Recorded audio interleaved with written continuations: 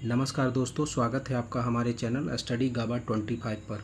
दोस्तों, आज का इम्पॉर्टेंट चैप्टर है आईएनसी यानी इंडियन नेशनल कांग्रेस, भारतीय राष्ट्रीय कांग्रेस।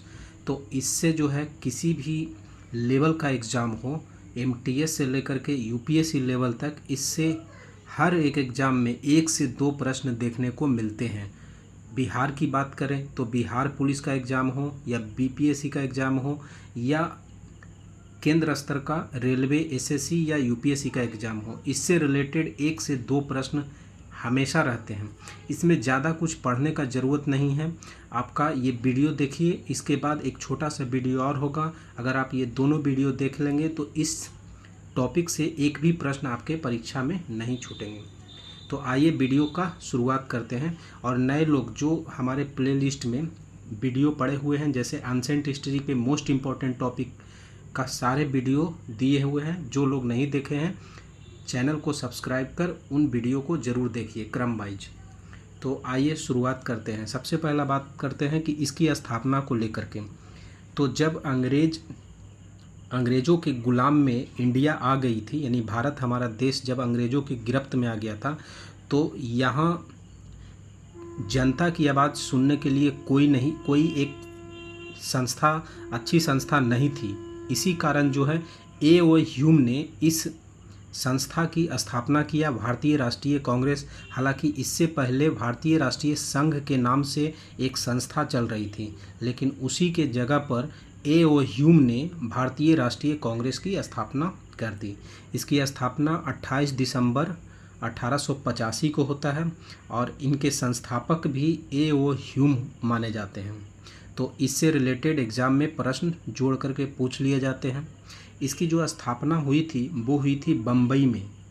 तो गोकुलदास तेज प्रताप संस्कृत विश्वविद्यालय था बम्बई में, और वहीं पर भारतीय राष्ट्रीय कांग्रेस का स्थापना होता है।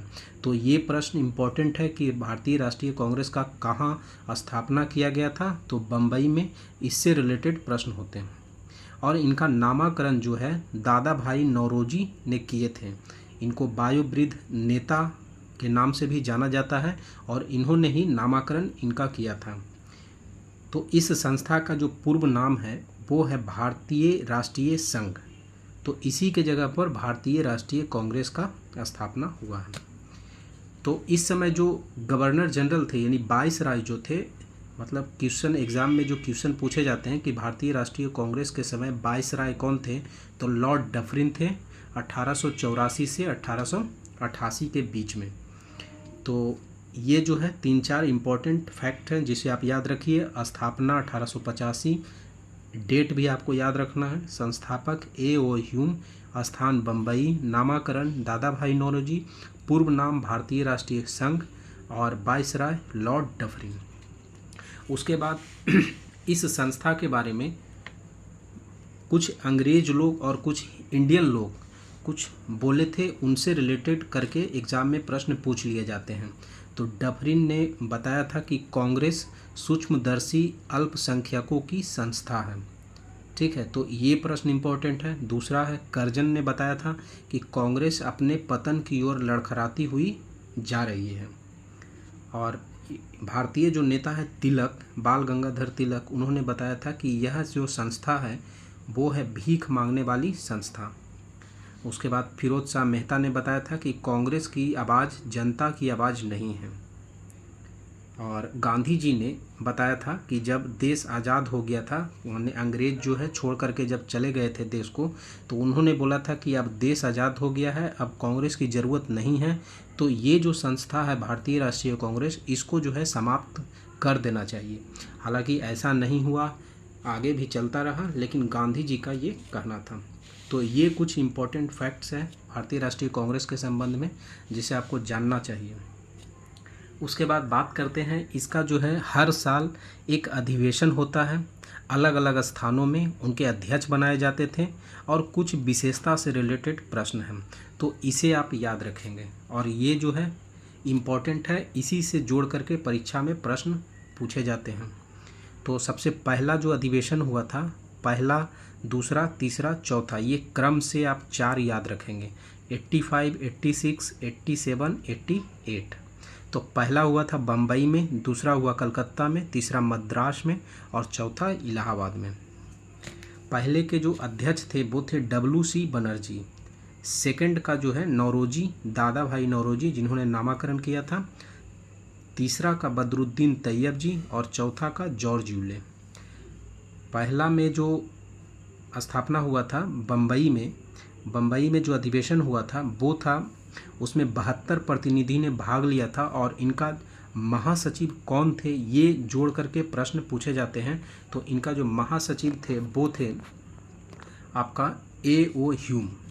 तो A.O. ह्यूम ही भारतीय राष्ट्रीय कांग्रेस के संस्थापक थे और इन्हें ही पहला जो अधिवेशन था उनका महासचिव बनाया गया था।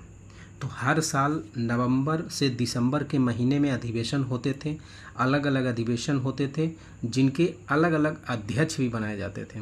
तो पहला बम्बई में WC बनर्जी 72 प्रतिनिधि और A.O. ह्यूम। सेकंड की बात किया जाए तो इनकी विशेषता जो थी कि नौरोजी को 3 बार भारतीय राष्ट्रीय कांग्रेस का अध्यक्ष बनाया गया।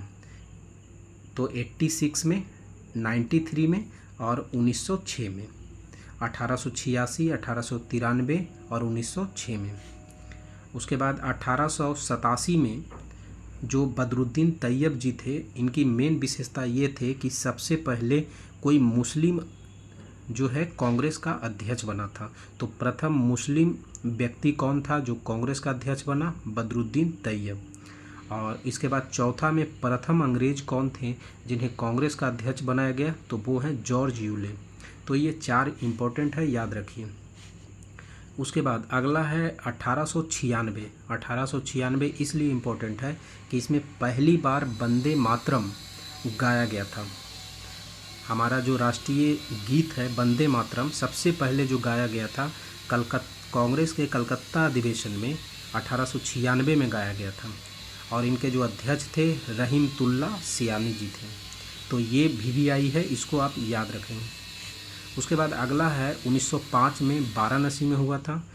गोपाल कृष्ण गोखले इनके अध्यक्ष बनाए गए थे और सबसे पहले जो स्वदेशी आंदोलन का नारा दिया गया था, बंग भंग का समर्थन जो किया गया था, वो इसी अधिवेशन में किया गया था, जिनके अध्यक्ष हैं गोपाल कृष्ण गोखले। अगला है 1906 में, और 1906 इसलिए इम्पोर्टेंट है क्योंकि स्वराज शब्द का सबसे पहले प्रयोग किया गया है।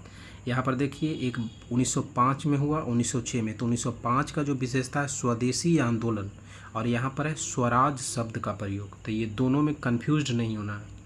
और कलकत्ता अधिवेशन 1906 के जो अध्यक्ष थे वो थे नौरोजी, दादा भाई नौरोजी। इनको 3 बार अध्यक्ष बनने का मौका मिला, 1886, 1893 और 1906 में। अगला है 1907 में। तो 1907 में जो गरम दल और नरम दल जो थे उन लोगों का विभाजन हुआ इसी अधिवेशन में और इनके जो अध्यक्ष थे वो थे रास बिहारी बोस और कलकत्ता में यह अधिवेशन हुआ है। तो इस तरीके से ये हमारा आज का वीडियो है और कुछ बाकी रह गए हैं इसमें, तो उनको जो है सेकंड वीडियो में हम लोग कवर करेंगे।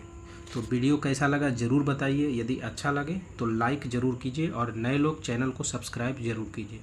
Thank you for watching this video.